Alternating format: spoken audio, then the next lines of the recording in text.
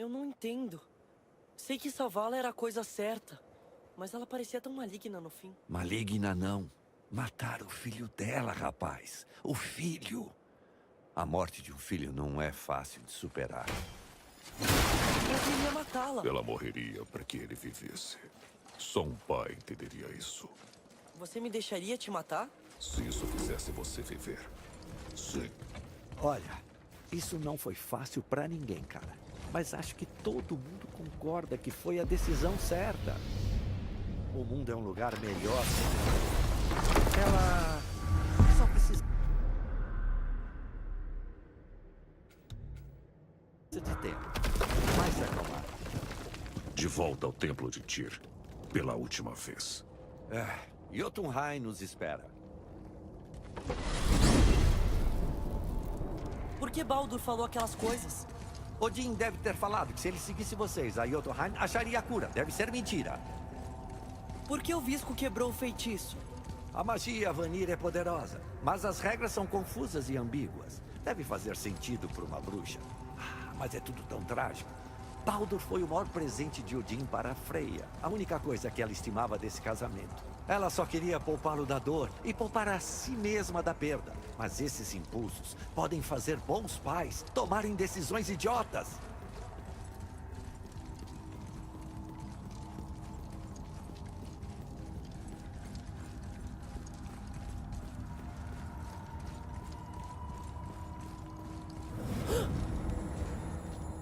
Nossa.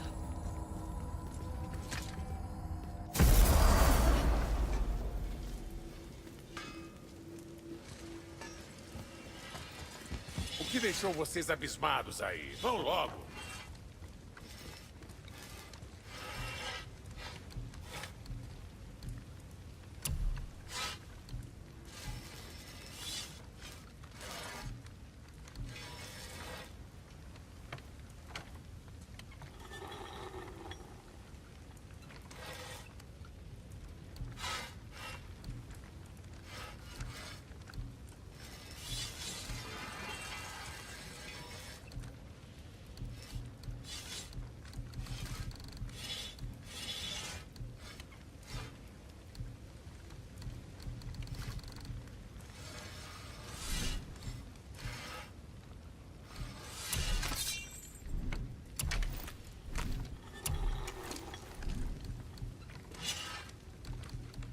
Menino?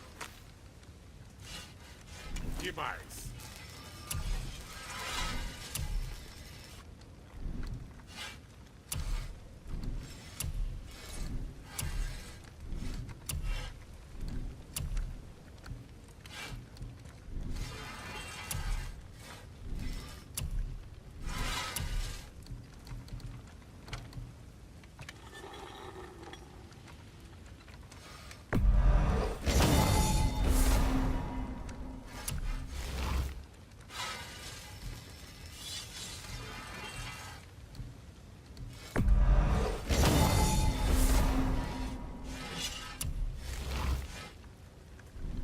Tinha mais uma coisa.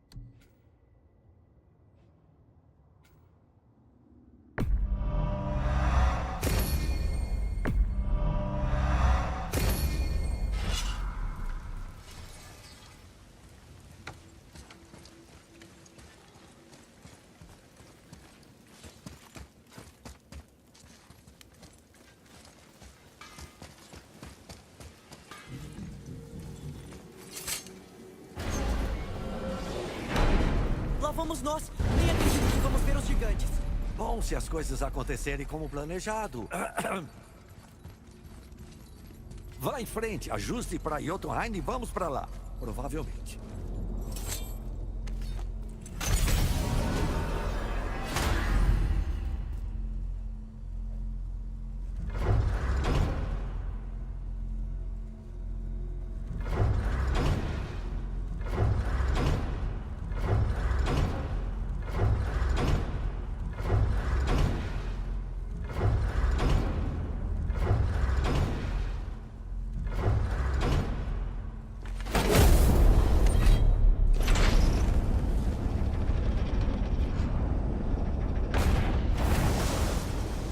Garoto, a cabeça.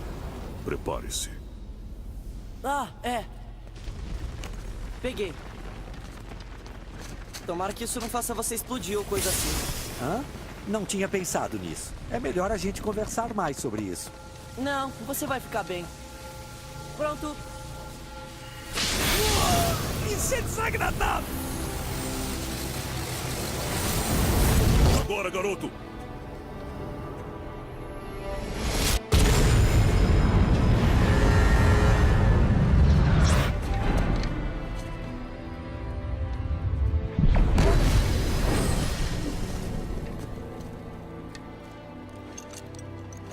Devemos estar perto.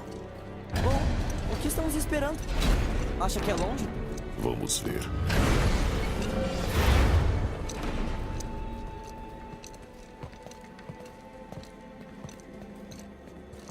Uma palavrinha só antes de continuar. Vocês não vão precisar de uma cabeça em decomposição estragando o momento. É melhor eu esperar aqui. Isso é entre você e o menino. Sim. Mas se alguém te Pelos encontrasse... peitos macios e perfeitos de Sif. Vocês conseguiram. Desculpa. A gente tinha que ver isso. Ah, não. Não. Ah, tá bom, droga, tá bom. Cuidem da cabeça até voltarmos. Eu consigo. Não consigo. Beleza? Pronto. Vamos.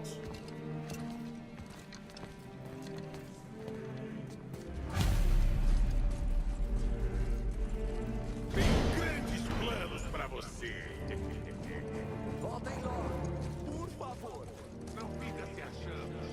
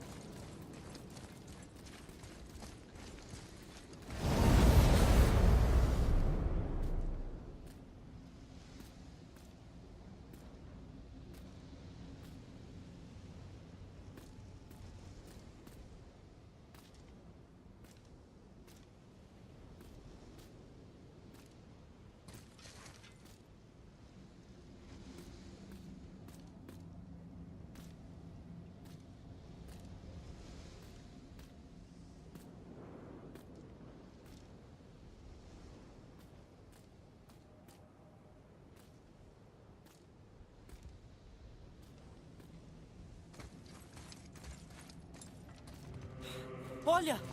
São os dedos do gigante. Tô vendo o pico mais alto. Logo ali.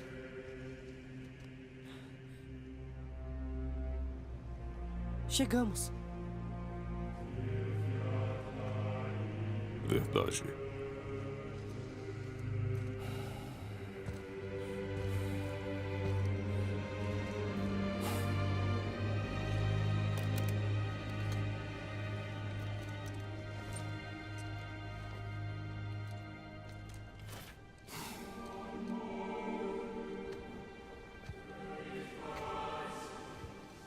O que tá fazendo? Não tenho mais nada a esconder.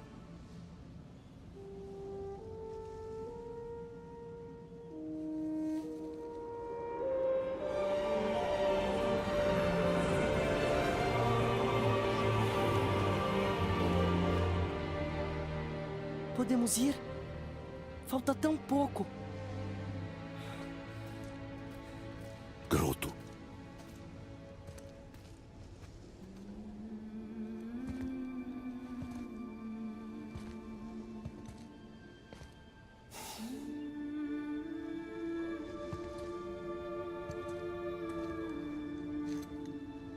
Leve ela.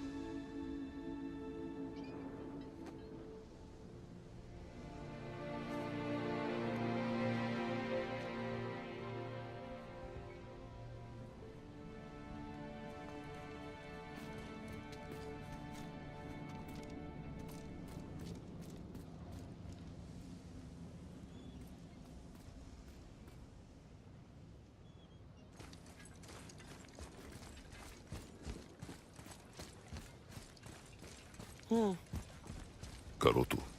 Nada. Só pensei ter ouvido vozes agora.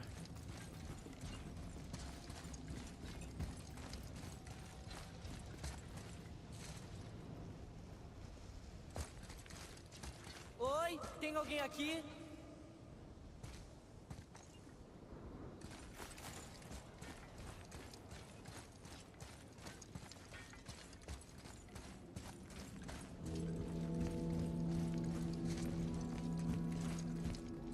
Que lugar é esse?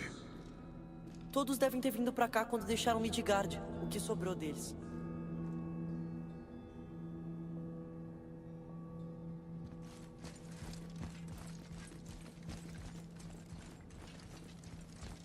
Odin e Thor, estragando tudo pra todo mundo.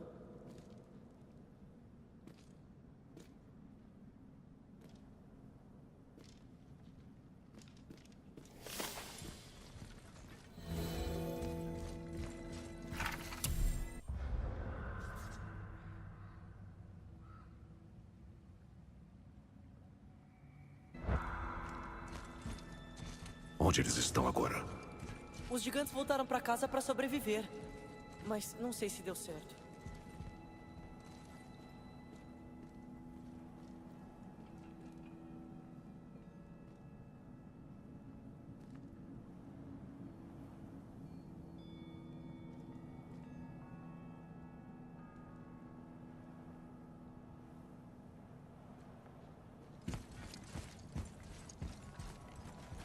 Quem é o guardião?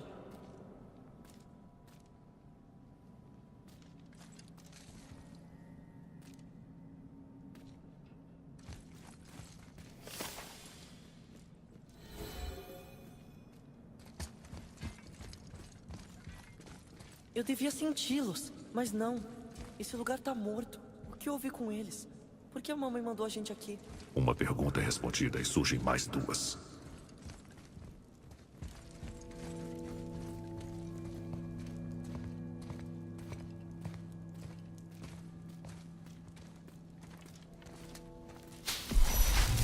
Espera! Pai! Tem algo acontecendo.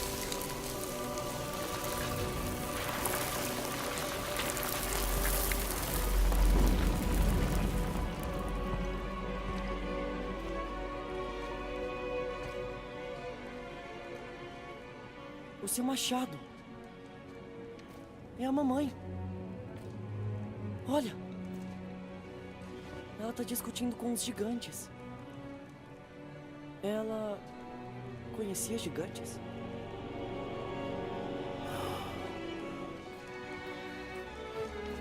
Somos nós. Quando conhecemos a serpente do mundo. Mas como? E a nossa luta com o Baldur? Mas isso foi agora. Espera. Eles sabiam tudo o que ia acontecer. O dragão na montanha, o construtor, todas as gravuras. Isso é a nossa história. Não. É a sua história. Mas o que isso quer dizer? Que eu não era o único que tinha segredos.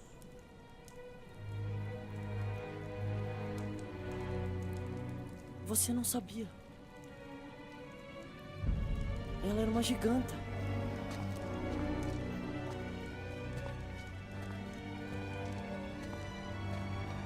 Eu sou um gigante.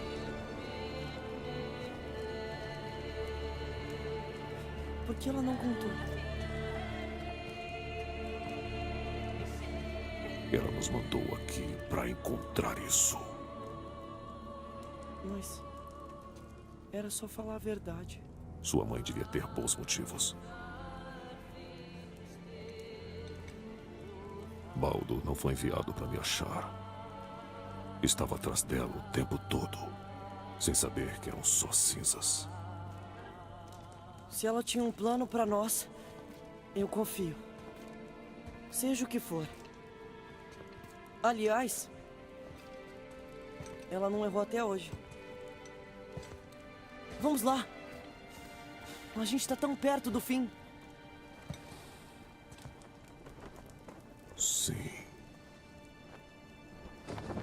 Nós estamos.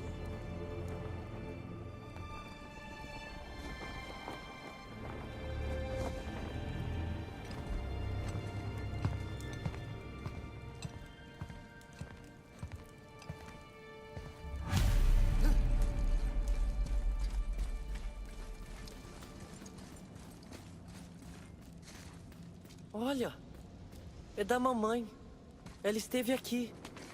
Ela viu cada passo antes que fosse dado. Como se estivesse com a gente. Protegendo.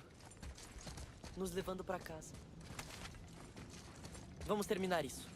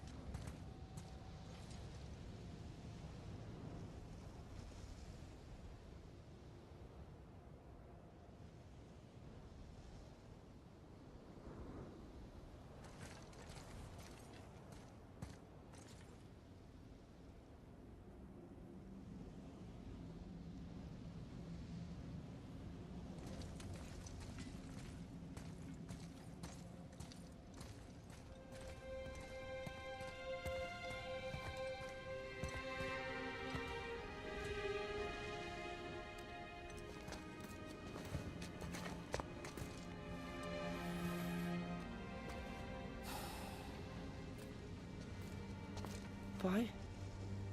Não. Vamos fazer juntos. Filho.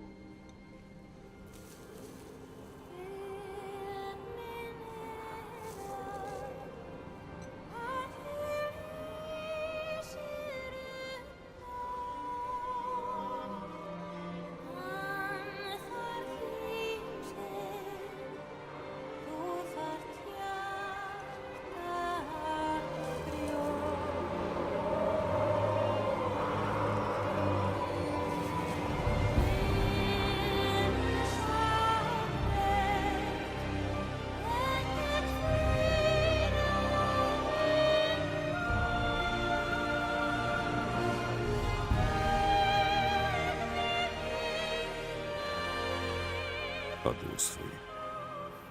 Eu te amo, mãe. Os gigantes. Todos eles se foram. Não tem mais nada aqui.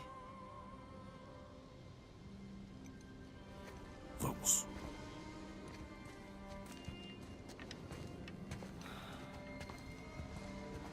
Bom, eu sei que a mamãe era giganta. Então eu sou parte gigante e parte Deus.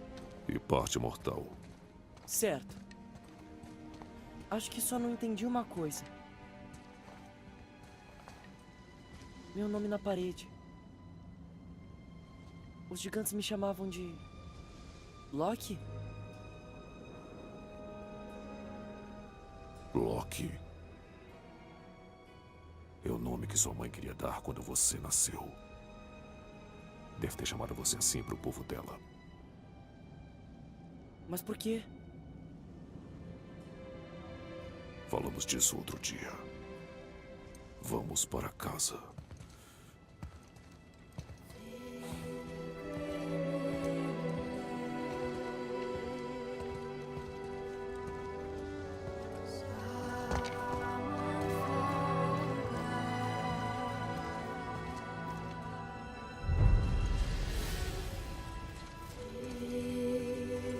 Acho que agora faz sentido. Por que ela quis vir pra cá? Ficar com seu povo. Mas ela sabia que estaria assim?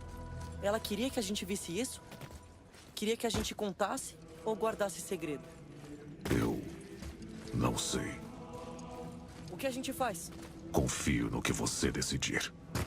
Ah. Então, por que quis me chamar de Atreus? Não deve ser por um deus. Não. Ele foi um soldado. Um espartano. Um grande guerreiro? Todos os espartanos são. Treinamos desde o nascimento.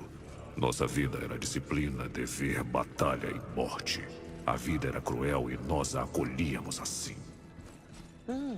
Mas Atreus de Esparta era diferente. Ele sorria até nos piores momentos. Ele era feliz. Ele nos deu esperança de que mesmo sendo máquinas de guerra, ainda existia a humanidade em nós. Bondade. Quando ele precisou dar a vida em batalha, seu sacrifício salvou inúmeras pessoas e virou o jogo a nosso favor. Eu o levei para casa com seu escudo e o enterrei com todas as honrarias espartanas. Sua lembrança me confortou em tempos difíceis. Uau! Você contou uma história boa. O Mimir perdeu.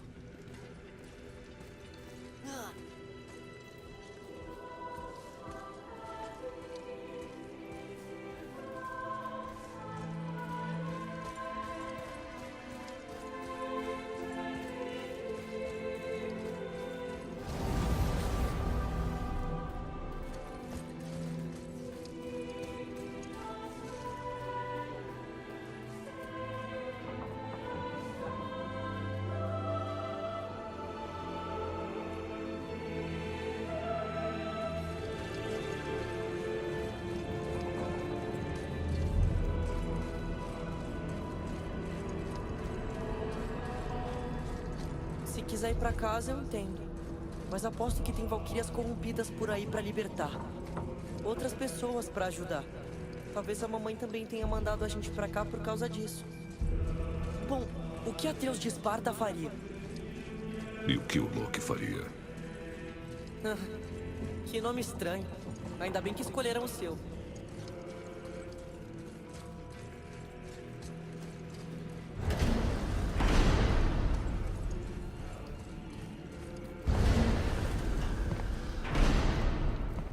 Rapazes, como é bom ver vocês.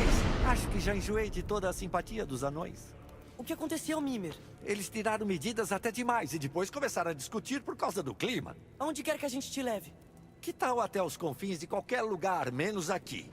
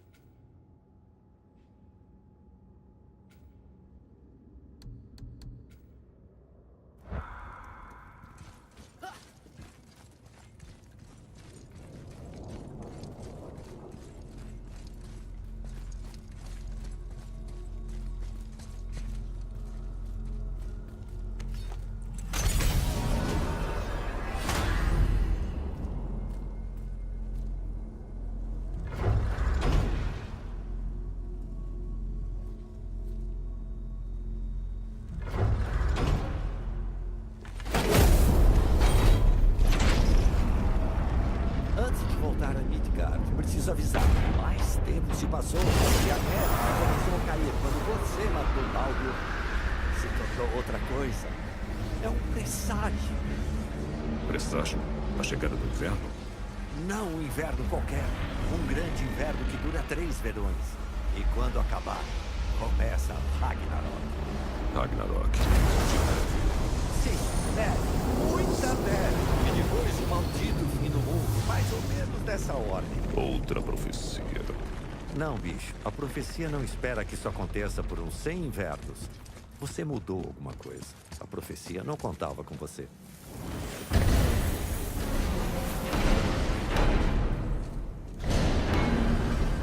Tô falando, é o Fimbulwinter. Dá pra sentir no meu saco. Esse é dos grandes. Ora, teria que nevar. Não é só neve, você sabe disso. É o fim dos tempos. Como se atreve a me fazer ser a voz da razão? Gente, É só um papo sobre o clima. Deu uma esfriada, né? Ele quer dizer que o Fimbulwinter tá aí, galera. O último inverno dos invernos. Dá pra sentir no meu saco.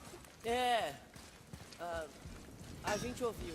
Se forem pra casa, tentem ser rápidos. E também não morrer. Ou se não forem pra casa, mesma coisa. Vocês vão entender.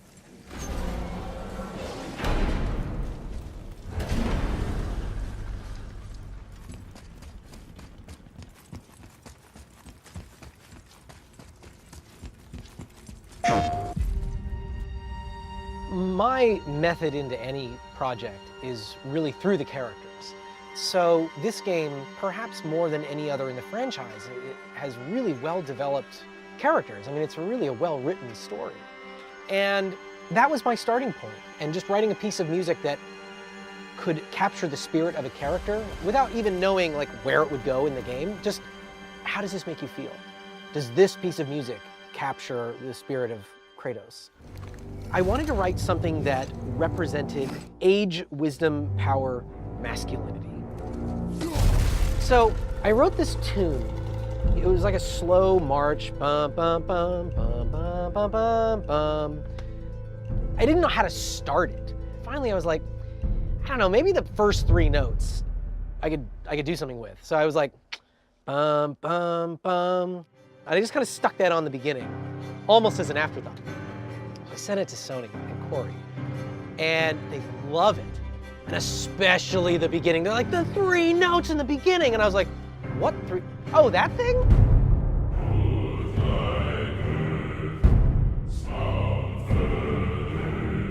It is just the first 3 notes of the tune, just kind of on a loop. So it just feels very stern. The way that like a stern father would say to his son over and over and over again, the same thing. I think there's an element of that in the Kratos theme.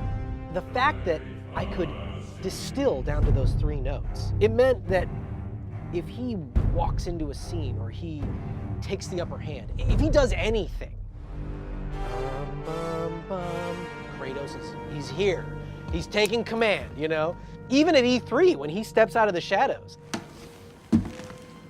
I am hungry. It's like Pavlovian. You just associate that with him. And it's such a simple little thing, but it's a great trick. As the game develops, I really start to mess with it.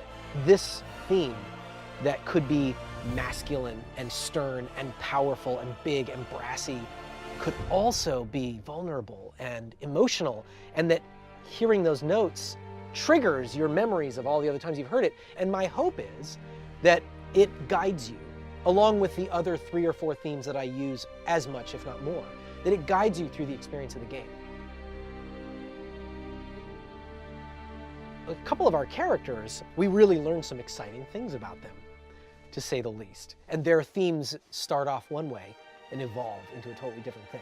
So that's why thematic writing for me is really useful. And I think more than in any other game I've ever scored, I got to really lean into threading all these different themes throughout the cinematics and throughout the gameplay. And it was a really special experience.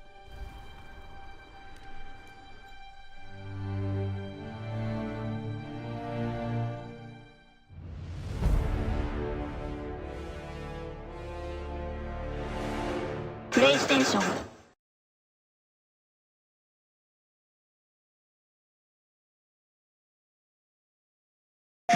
Kratos has always been sort of a one-dimensional character. You know, he's gone to such a dark, dark place.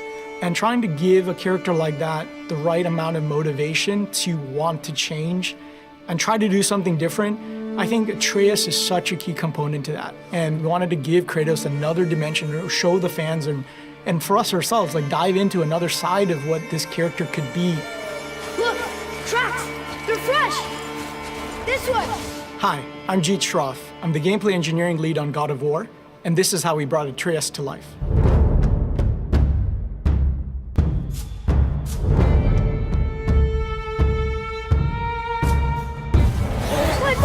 No!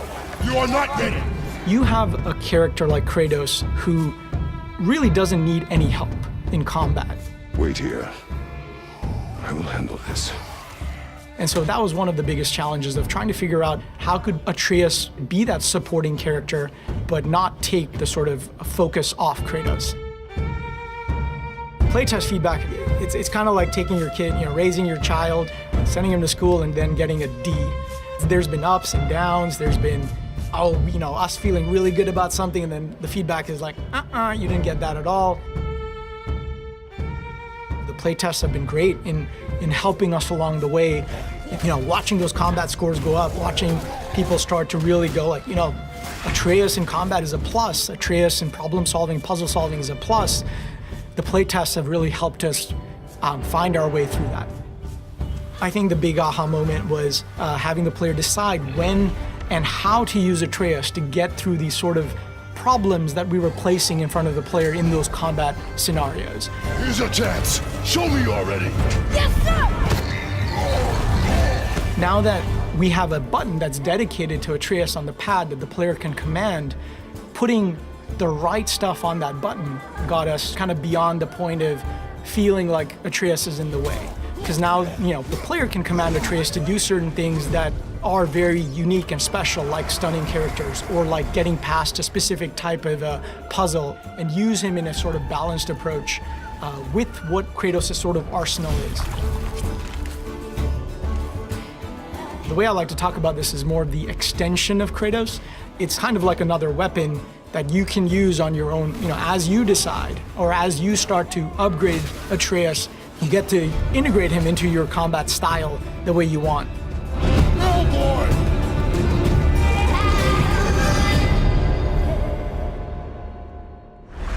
PlayStation. Hello, my name is Corey Barlog, director of God of War, and if you have not played God of War, spoilers abound. Go away. Come back after you finish playing, and then I'll give you a little insight on how we made the game. Alright, so here we are at the start of God of War. This opening sequence actually came about a little late. We knew the opening level, but the opening sequence of Kratos at the tree and kind of having the quiet, solemn moment was a lot of discussion for us to figure out, the right moment to start this game. And it needed to be not a big, bombastic action moment to really show people that things are different. We needed to show them that, Kratos has a little bit more going on in this game than any of the previous games. It was important that you actually use the button to chop the tree down. Another thing, spoilers, the chopping of this tree down is Kratos' wife Faye. She had selected these trees, and these trees are very specific in the stave, the magical stave that is protecting their forest. She knew cutting this tree down would make them exposed to the entire Norse pantheon, to everyone on the outer world. And that was her way of saying that, Kratos sometimes likes to procrastinate, and given the opportunity, he's going to just stall as much as possible. And he's unaware of this, which is why he even tells his son, you're not ready.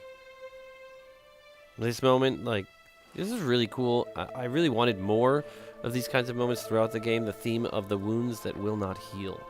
So these burn marks on his forearms have not healed since they were seared on his forearms all the way back in the first God of War game. And now he's even unable to Get in the boat, show boy. his son just the wrapping of that, which is, you know, wordlessly explaining so much of this relationship between these two characters. And I said this before, but I mean, this is such a blatant inspiration from Commando. You know, that when I was a kid watching that movie and seeing Arnold carry this giant tree, and the first tree that they gave me was really small and normal sized, you know, and I kept saying bigger and bigger and bigger, and I wanted to go even bigger than this, but at that point I think they cut me off and kicked me out of the office and said, we're just not going to listen to you anymore. Still want me to tie it to the boat? But I wanted it to feel like, you know, there's Arnold carrying a tree, but then there's, you know, Kratos carrying just massive tree. And, of course, his son completely unfazed, right? Because he doesn't know anything more than just dad is dad, right? He's always been strong. No big deal. Boy.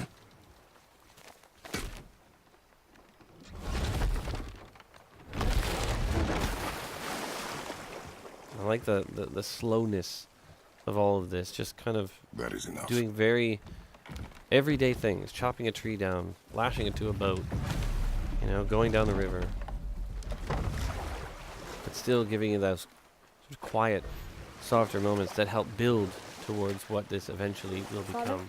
What? Did something change? The forest feels different now. Everything is different, boy. This line, To dwell on it.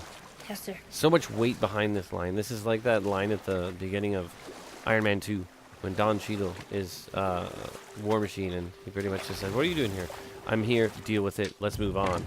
That line is all about that sense that everything has changed. It's a communication to Atreus as much as it is to the audience. Everything's different. Try not to dwell on it. Take in the experience. Roll with us on this ride. Danielle Bisutti. Oh, so brilliant as the Witch in the Woods, or Freya. Spoilers. And here, very important that this is the moment of quiet. There is no music. It is the sounds of their feet crunching against the leaves as they walk up in silence, right? This is, neither of them really knows how to relate to each other. This is the slightly uncomfortable silent moments as you're slowly beginning to understand that something else is going on. And if you've never played before, you still are wondering, like, okay, so what is happening? If you've not experienced any spoilers from the internet, it is a surprise when you first see Atreus walk through the door and see what really is going on.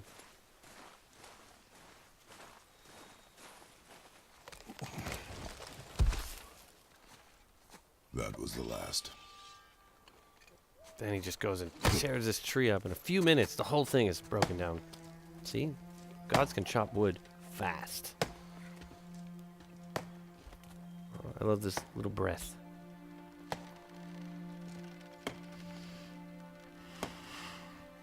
Just stealing himself before he walks in.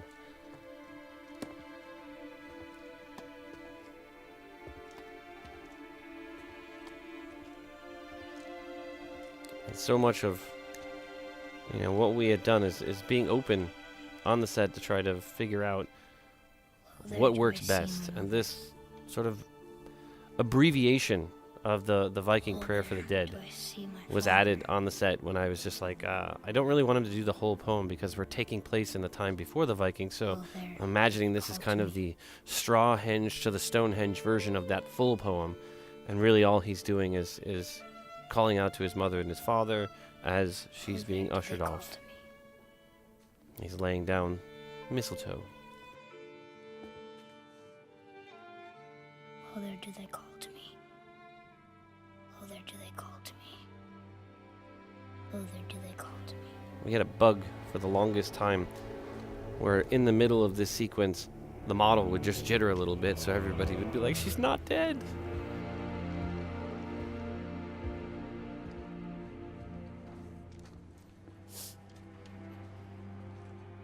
She's ready. And this part coming up is so beautiful. Ivor's music is just astounding. I mean, Bear did an amazing job on this score. This moment, the first time he gave me the first draft of the score, and we put it to the rough animatic of this. You know, Kratos' sort of true desires right here. Find your way home. You're free. You are free. That's all he wants. Like, she got what he could never get.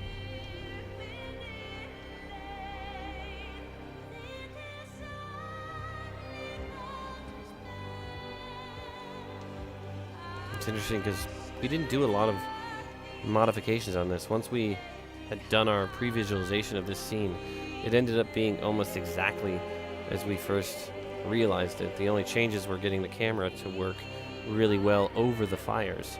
That was the big trick.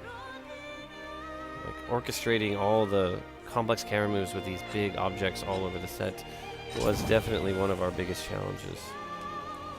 And then also not feeling like you're getting dizzy from moving the camera back and forth and back and forth. The initial previs we did was a lot longer, and we kind of, before we got on the set, started cutting it down. It was definitely a part of me that felt like maybe this was a little too fast, but I think it ended up working overall for the pacing. But I really wanted the fires to burn for a little bit longer, the knife could heat up, and then he grabs it, but I think it still works. I love this. I'm sorry. I'm sorry. He apologizes for getting burned. And then this just Squeeze. simple, put the snow in his hand. And a piece of Kratos. This knife. At the beginning of this journey, a piece of his father, Hers. a piece of the memories, the wounds that never heal are on his hand. He's carrying that throughout. And a piece of his father and a piece of his mother. Что делать? She knew. Shall we? Now? Oh, I love his reaction there.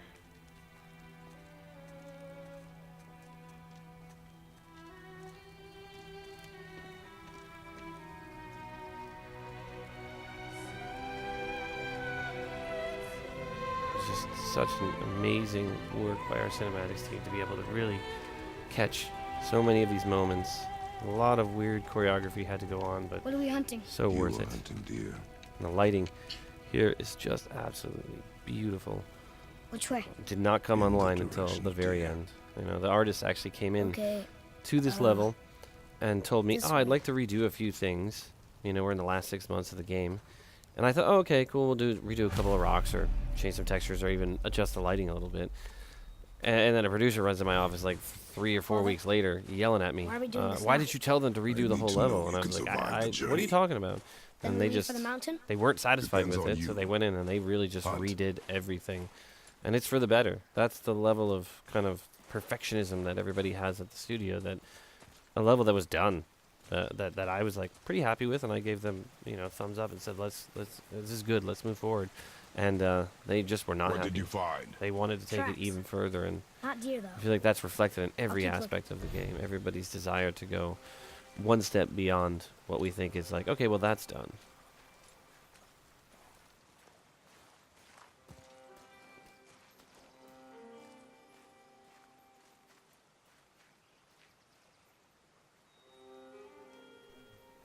All right. Well, that is the opening of God of War.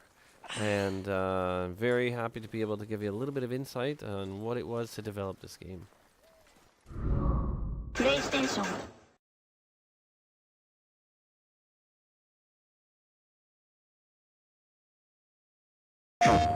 Hello, my name is Corey Barlog, director of God of War. And if you have not played God of War, spoilers abound. Go away. Come back after you finish playing, and then I'll give you a little insight on how we made the game. So here we are getting ready for the stranger fight, the big opening for the new God of War. I love the sequence that brings us You in. lost control. You know, this That thing was trying to kill us. lesson It's from not killing Kratos, us. this idea that, Anger yes, can be a I'm weapon. terrible at controlling my anger, but If you control it, I use need you it. to do as I say, You not as I clearly do. cannot.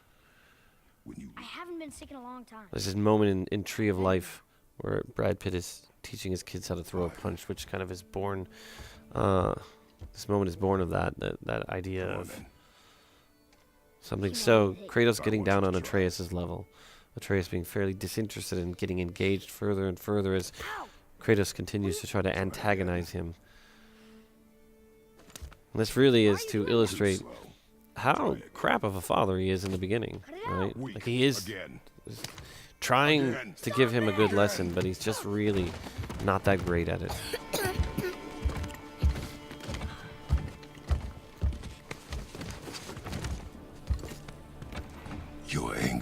this was another sequence where the lighting did not come online until very late, and I was so worried. I knew that the lighting group was going to make something amazing, but it's really scary as you get into release year, only a few months off, and we're still waiting in the queue for the lighting on this, which is such an important sequence.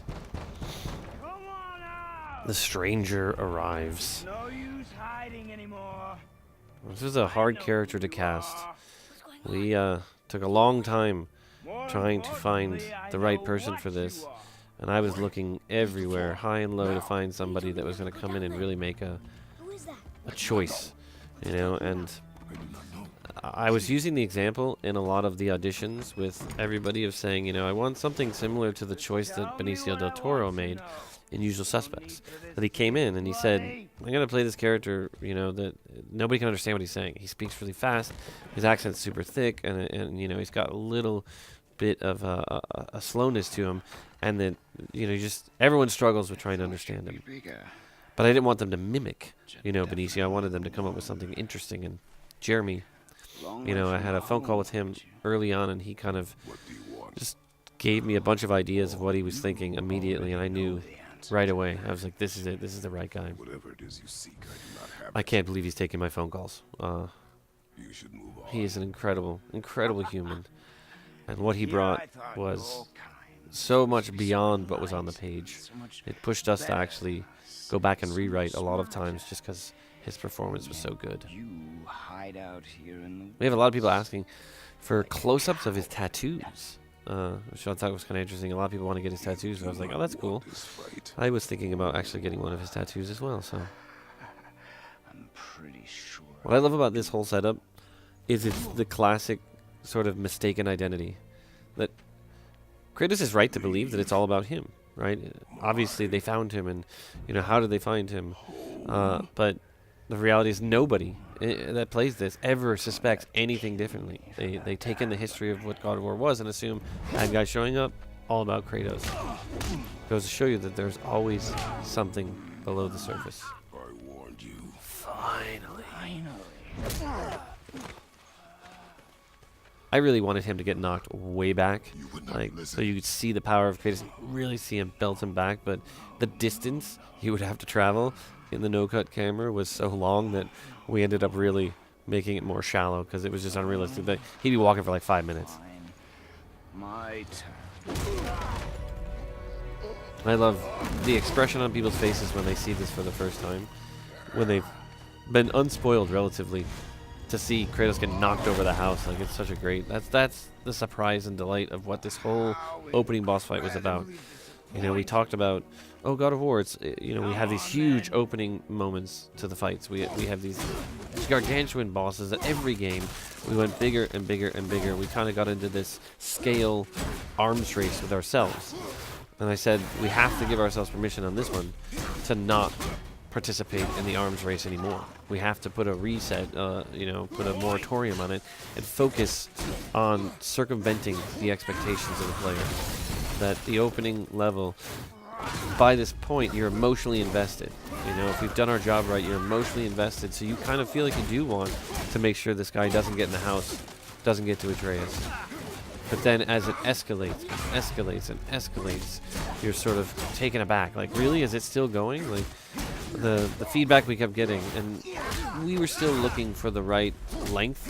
So this fight was probably 3 times as long, 2 or 3 times as long as it ended up in the final game. So many different stages that we had, and we just were picking, oh, that stage is not working anymore, we'll pull that out. And it's like figuring out the duration of time you spend in each of these stages. So the first stage, really kind of getting your feet wet, and then just having him toss you up in the air and end up on here. And when you got up here, there was the free control, so you would evade and you would punch him. But I was realizing, like, nobody, it's too early for that. We just need to get right to the point of, why are there 2 beds in there? Really start selling, like, okay, he kind of got mad, and then really lets it out. And people say, oh, there's no blood in this game. No, the blood happens when it's the most purposeful point for it to happen, because it feels far more like jarring. This fight, the blood that happens during this fight makes it feel so much more tactile and so much more real and a bit more shocking But if you had blood the whole time leading up to this, it would just be, I really didn't want the button prompt to ever come up here. I wanted people to have to sit there, and Kratos was just kind of leaning against the log. But we found that people would just sit there for quite a long time before experimenting with the button. So if you sat there for a little bit, we would actually have the button prompt come up. And all of this stuff initially was meant to be playable. So this is, this is what game development is. Lots of sacrifices. That the fight was so long and we just took so long to do it. But this whole thing was supposed to be Kratos throwing the punches, you kind of like responding to the punches. But just ran out of time to be able to do all of the fail states for every one of these moments, that we had to start scaling everything back, tossing things overboard. And I think in the end it actually worked really good for the pacing. Because that first moment of rage sparked by the fact that his son was put into jeopardy, and that sort of sets the tone for the rest of the game, something we even call back to at the end of the game. Less fun. I wonder what's on that mural behind them. Interesting. Nobody yet has seen that, and I think that's pretty cool.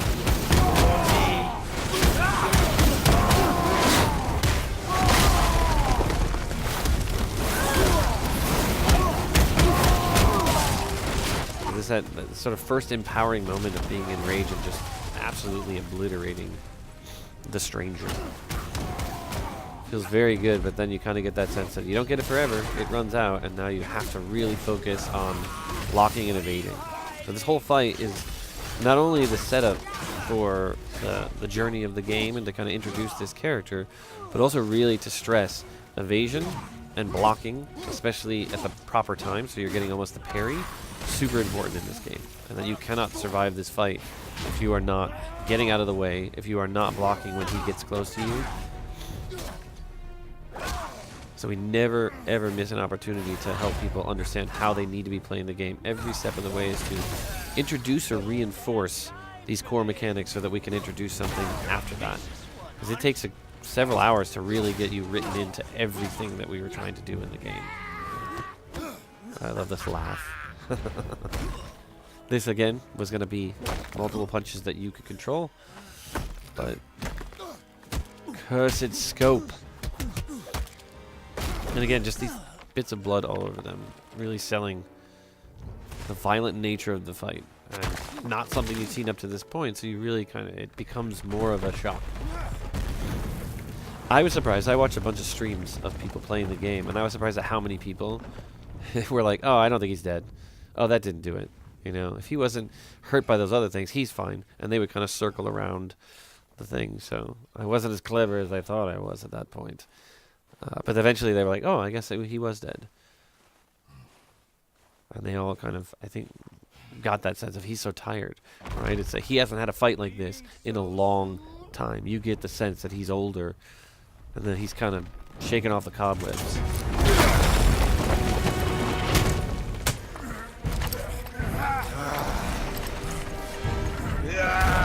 When Odin sent me here, This idea of they're going to be so strong, they're going to dig in so much that pressing against each other is going to split the ground, and every part of the level is going to fall off. I remember when I first talked to people about this, and there was just this idea of like, yeah, that's never going to happen. And everybody kind of made it bigger than I thought. Like, I suggested something, and I think they took it and went 1,000 steps further and just made it amazing. And our Breakables team is just astounding with the sheer volume. As I said, one of the big things about this fight is going to be the destruction of the environment. You're just going to break everything. You're going to literally create a path out to go on your journey, because you will split the earth open. You'll get knocked up in the air, get thrown down in the crevasse. Trees breaking everywhere, rocks shattering all over the place. this fight is pointless. Your struggle is pointless. It didn't have to be this way. So Kratos is just utterly covered in blood. This interesting. Everybody started their theorizing right here when he said, "I'm not like my brother." So watching people play, "Oh, not like my brother. I wonder who that is. His brother." Interestingly, nobody guessed correctly who he was. Several people were utterly convinced this was Loki, and that his brother was Thor. And I think that's partially because of, you know, just pop culture, you know, understanding of Norse mythology is we know who Thor is, we know who Loki is from Marvel. Baldur basically is just that guy who has a game, that old RPG.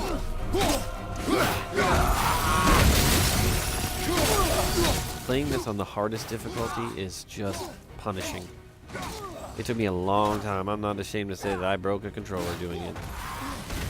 I won't be going back and doing it again.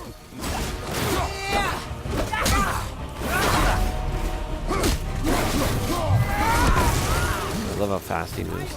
And even in this early phase, you can start to see that his tattoos are glowing. A little bit blue. This is the early setup for something that will happen much later in the game, when that becomes the indicator to the player of how they need to plan their strategy against it. The color of the tattoos actually being what is he invulnerable to. That snow technology is just amazing. This was shown to me really early on. Now, several years ago, they had a test in a flat gray plain where they showed this snow tech, and I just lost it. I was like, this is amazing. We have to do this. Where else can we do this? And I went like so many steps further than they were prepared for. I think they were just like, check it out. Look what we can do. They were like, whoa, whoa, whoa, whoa, whoa, whoa. I don't think we can put it everywhere in the game. This is, we haven't even finished doing this yet. But I just kept pushing and pushing and pushing and saying, we just got to do this because it's amazing looking.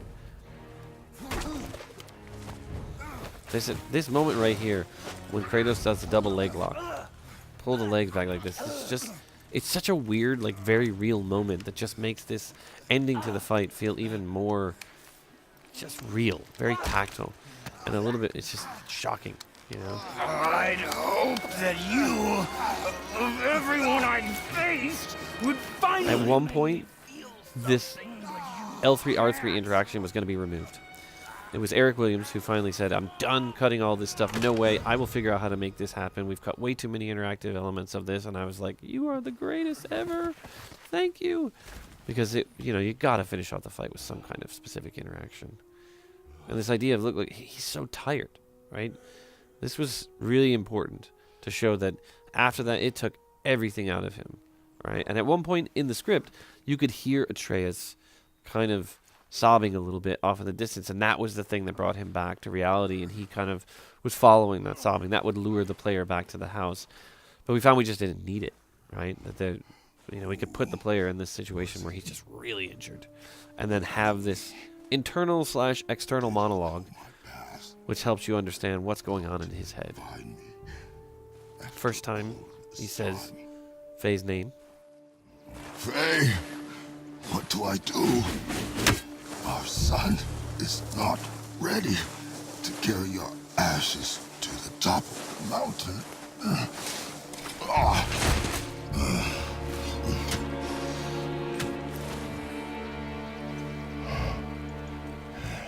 A little health healing right there.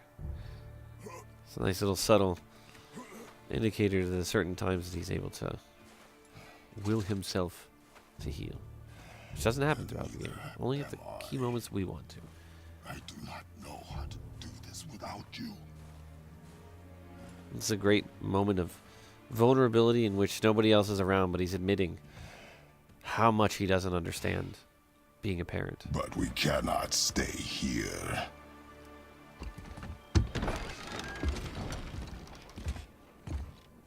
And what we shot there and what we shot here were separated by 2 years. So you can see a slight difference in the gate because we had not connected everything back together, so everything was very separated. I thought... You're all right. I am all right.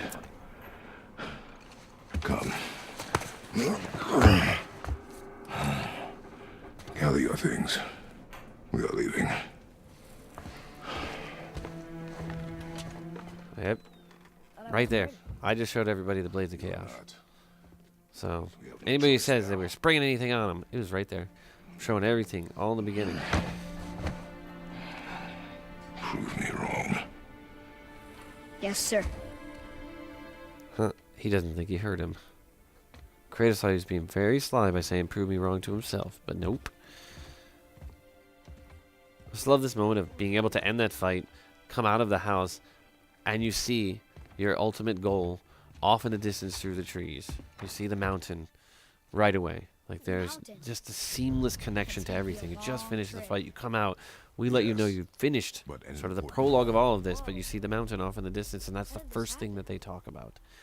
And now, the thing we were so scared of, we're like, well, no one's going to know that they have to go through this path right here.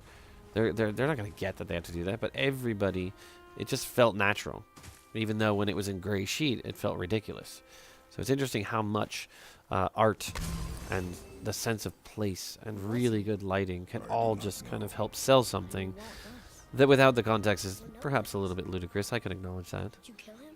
And I love this moment. This is the first moment that he jumps on his back, and you know, watching people when they're streaming and have that like, oh, that's so cute, right? It becomes something you just do throughout the rest of the game, but I never realized how interesting of a moment it is the first time you experience it. Could have died. Never leave me alone again. All right? All right. So there you have it. A little look behind the curtain at the making of God of War. Thank you for watching.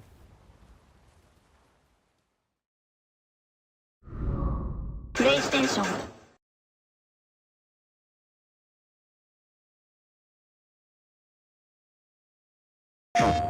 Hello, my name is Corey Barlog, director of God of War, and if you have not played God of War, spoilers abound. Go away. Come back after you finish playing, and then I'll give you a little insight on how we made the game. Alright, so we're here at Tyr's Vault. This is the right after you've gotten the chisel from the stonemason's level. Now you're stepping in to see how to head down to Tyr's Vault and get the black runestone. Wow. Can't believe we're setting foot in Tyr's vault. Another one of these. So this is the little introduction to something you're going to find out later. Wait, Adding a bit of mystery. There's a missing panel. What does this He was mean? loved by everyone, including the giants. Other than me, he was the only one they gifted with their special sight. It's wonderful to actually have the time in this experience to be able to set things up that aren't even relevant for 8 hours, 9 hours. This is a really great moment right here. actually, come look. Let me show you how to. The tables have turned, and his son is going to teach him So something. much. Let me teach you something. This is definitely taken from when my son would point in the storybooks and have my wife read in Swedish, and he kind of look at me and, come on, old man, learn. I know how to read. I know how to read. Just not this Except he has other people read You're for halfway him. there already then. Okay, so the runes represent a lot of different things. Some gods, some animals. And this whole scene wasn't originally in the game. Not that. We had changed a few structural points and lost a few areas and needed to fix a problem. And it turned out that this fix, to me, created one of the most powerful moments in the whole game. So I will always be open to these kinds of changes and understand that everything happens for a reason. And this whole scene is just incredible. Nolan. Nolan North, man. He is just amazing. Has a little bit of that like Emperor with Luke.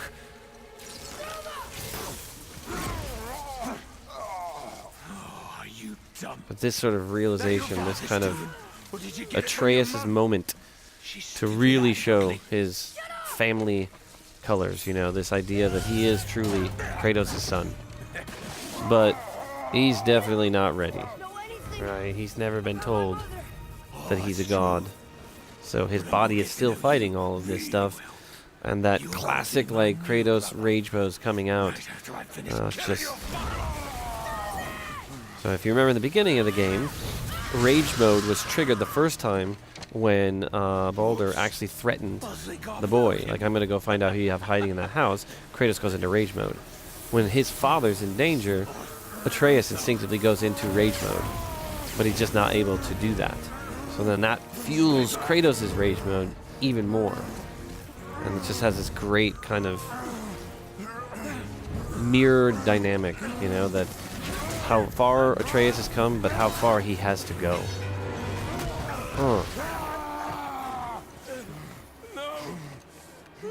Something I don't know if people pick up on, but he stays in his rage mode until he actually picks his son up, so that he hasn't been able to calm himself down, and it is actually picking his son up. That's the thing that calms him. That puts the fires out. He's worried about him, but actually making the physical contact, the thing that was so hard for him throughout the game, that's what calms him down. It's the sort of knowing that he's able to do something. And now this, we had to write a special sort of navigation for Kratos. At one point it was just on a spline, and it just felt awkward and weird. And Jitroff was able to kind of really dig in and figure out a way to make it a bit more smooth. And when you come out here, the world has changed. You know, the red storm, as we're calling it, which is the epicenter right over their house, is off in the distance, and you kind of have this weird, almost bluish gray haze everywhere. It's the world is reacting to this imbalance. The world is reacting to Loki being near death, right? And at this time, you don't know he's Loki. Spoilers. And at one point, my initial pitch for this was going to be the only time Kratos was going to be brave. This was where he was going to actually tell Atreus everything. He was going to unload it all, because he had a captive audience who actually wasn't going to judge him or speak back. But then Mimir was there, so I realized, like, you know what, I don't think this is very good, and the writers kind of pushed back on this one, and they were right. This was the time to be silent. This was the time to force the player to look at the unconscious body of Atreus, you know, and have a little bit of conversation from Mimir. His forest is a blind spot for him. This is our smartest move. And if anyone can heal him, it's her.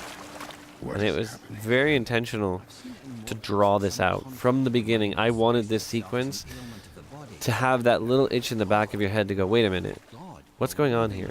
And then when you get to Freya, when you start thinking, wait a minute, did he just say, am I going where I think he says he's going? Oh, wait, is that happening? And then you just build up that anticipation. And I felt very strongly that we could carry this to 15 or 20 minutes and really build it up to appreciate the crescendo of that moment to actually get the blades. A lot of people had said, you know, let's just fast travel. This takes too long. It's boring. And, you know, at the time, they were right. It's just gray box. And, you know, it did take a long time to boat, and there was nothing to look at. There was no music. It was very aggravating. And I think it, you know, is a testament to their faith that I kept saying, no, we are not doing that. I love this little extra animation that they did. Just resetting Atreus, his head just collapsing on his shoulders. And then resetting here. And now you're forced to just look at, like, he is doing everything he can to steel himself. Somebody just called the like, he is not an effusive, you know, emoter. But this right here, this kind of, he can't fight this. He can't stab it. He can't defeat it. He simply has to figure out the logical, smart move out of this, and the emotions that he's trying to suppress right here because of what he's grown up. The way he's grown up is just, you know, he's like a caged animal at this point. He doesn't know how to deal with it. It was awesome that we were able to get a lot of that across. Like, it's so intentional that every step, you know, we're not letting you sprint. We're putting you in this walk, and we're forcing you to deal with this. There's potentially, we had hoped, a tiny bit of agitation from the player, and that agitation is desired. We want you to feel tense, right, and feel a little bit like Kratos. Open the door! We need your I love help! her line response. Woman, do you hear me? It is urgent. I'm still a god. Go away. The boy has fallen ill. Freya! Oh, I love her character. It's so good. This was an early on scene too. We shot this when we didn't have everything fully worked out as far as the spaces, and then had to reshoot a little bit to ensure that we got everything correct. But they were utter professionals in this sequence and nailed the performance. Sunny, excellent at being passed out. Will you help me? One thing that everybody was worried about was the fact that you could switch armors, so that in every animation or every cinematic, you could have all these different armor pieces, and they felt it was going to be distracting. But I personally thought it was great. That it felt like when I see that in the game, when I actually play a game and I've made all these choices and then I'm in these story moments and I see the choices reflected on my character, it's awesome. That's part of the magic of games. 9 realms can create a blaze. As for the dead, your frost axe will be useless. You'll need to find something else. Then I must return home. Dig up a past I swore would stay buried. It's interesting because everybody has secrets, right? She's advising him, care about your son, focus on him, don't worry about the secrets of the past. But I mean, she doesn't go anywhere without her sword. She can't draw it. She can't use it. Odin has prevented that, but she still maintains the veneer, the secret. It's like everybody's got something that they're hiding. Boy. Himalay, you must hurry. Through my garden, there's a path leading to my boat. Take it. Return home. Dig up your past. Do whatever you. And what's interesting, she's wearing a necklace that actually says Balder in runes.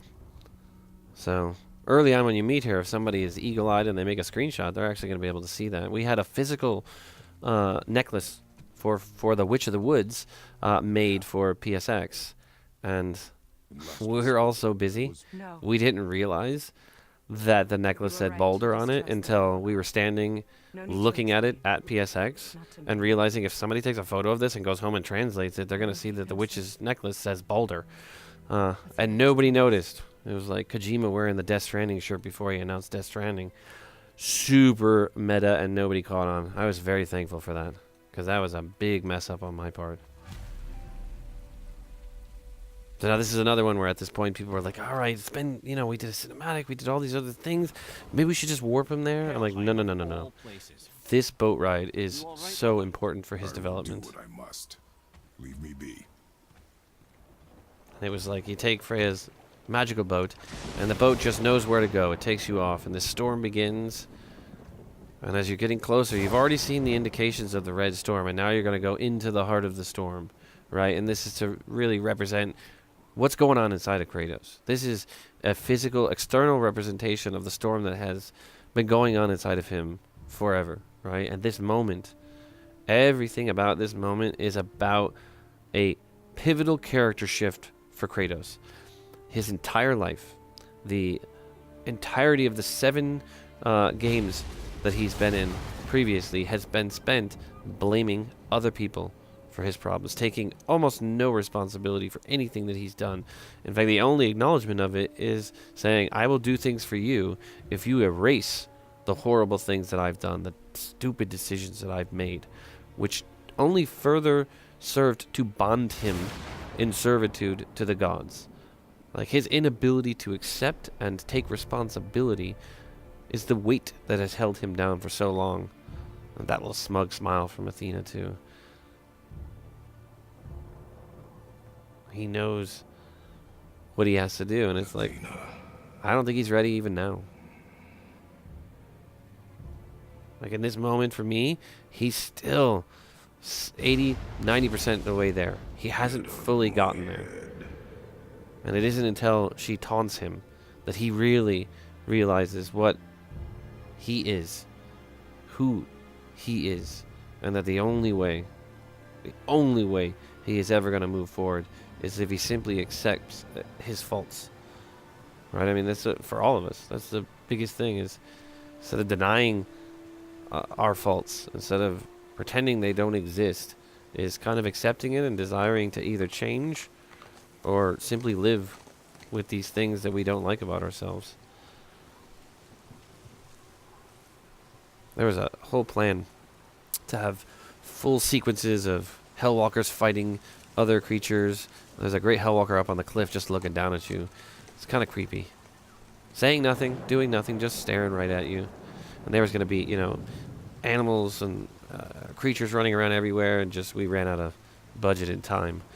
But I think it's actually better. Again, that's another one of those things where the limitations made it better. It wasn't overwhelming. You're taking all this in. It is the moments of quiet, right? Which is very rare for him. That he's doing nothing. He can't do anything but sit and wait for this boat to deliver him to the front of his house. It's a nice little you know, sort of callback to the beginning of the game, when he and his son were coming in the same path at a very different meeting. And at the beginning of the game, when you're about to set off on the journey, we do a little pause of the camera and look underneath the house to acknowledge that the blades are there underneath the house. It's a little bit of a hint, and if you don't know what you're looking for, you wouldn't notice it. But, you know, anytime we're going to have a reveal like this, a little surprise, I always want to have a couple of opportunities to show that, hey, that might be coming, and if you're really paying attention. And this whole idea is kind of the throwback to classic God of War, where every time you would get a new weapon, magical power, any sort of new mechanic, we would give you the before and after. We'd give you the opportunity to experience before you had it, fighting a wave of enemies, and then after you got it, we would throw a bunch of enemies at you so you could really see, like, wow, that's changed. The way I interact with characters is so different. So this also shows you that these enemies are fairly impervious to the axe, so trying to use the axe directly on them causes it to bounce off, and the duration of time it takes to take them out is much higher. When you get the blades and come back out, you just, you know, hot knife through butter, right? It's just absolutely easy.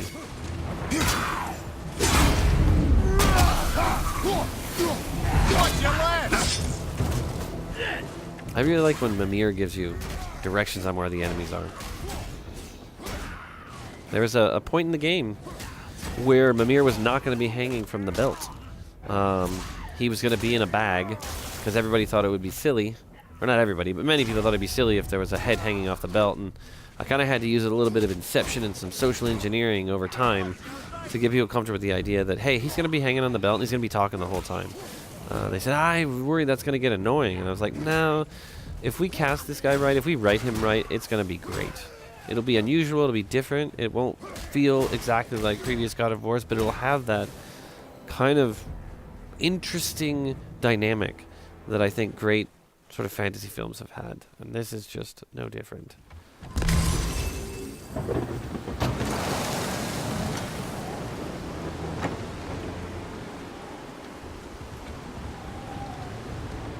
This was a really, really emotional scene for Chris. I didn't know at the time how dark it was going to be, so we really couldn't see a lot of what he was doing, but I mean, you can feel it in what he's saying.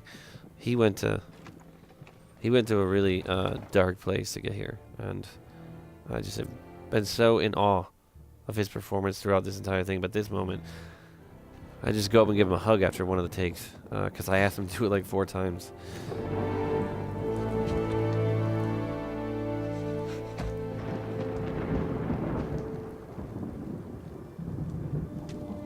We had to pull a little trick where whatever armor you have on, we have to kind of turn it off at certain points so that we can get some of these. There's a few scenes where we have to do that. Breaks a little bit of the reality. You know, if you're paying really close attention, it's a little weird, but most people we found through the playtest did not notice it. Although finally, because the resolution's a lot higher on the PlayStation 4, everybody notices the whole, there's chains on it, and then he puts it on his back, and then the chains aren't connected to his hands, which was part of the franchise from the beginning, the kind of magical, like, they're connected to his arm, then he puts them on his back, and they're not connected to his arm anymore. It was a weird sort of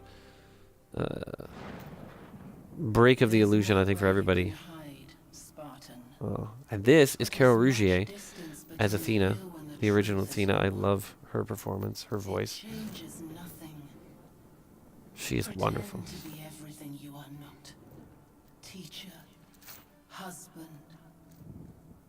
There it is, the father. That's the one that gets him. It's the one thing he cares about. That's where he realizes he is a monster. You cannot change. You will always be a monster. I know. But I am your monster no longer. Such an empowering moment.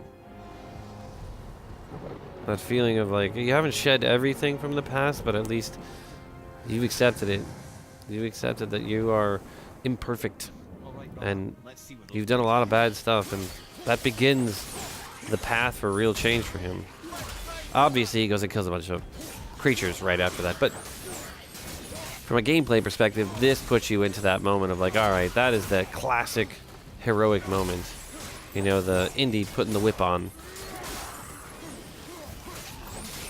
And I feel like reaching this point was satisfying because of the journey that it took to get there. It needed to take 15 to 20 minutes. If we had rushed it to get there, I feel like most people wouldn't have really absorbed what was happening. Part of it is this sort of building of the tension and that disbelief. I mean, you want it to be long enough that you're like, oh, they're probably not doing that.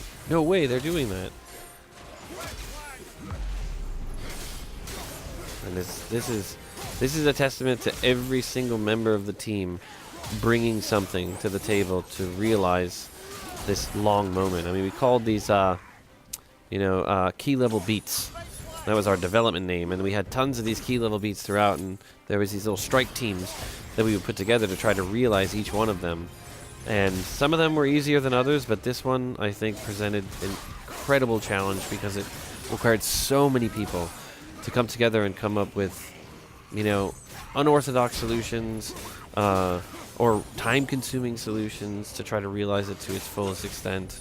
It was a sight to behold to go from the really crude, blocked-out version to actually get to the point where even members of our own team, when they were playing it for the first time, were just like giddy, right? Which reminded me, in this moment, to see some of the team members excited when I was on the show floor in E3 2004, maybe, when we had a demo of God of War 1, and I was watching people come up to the station, pick it up, and just start cutting through a bunch of skellies and just having an amazing, amazing time.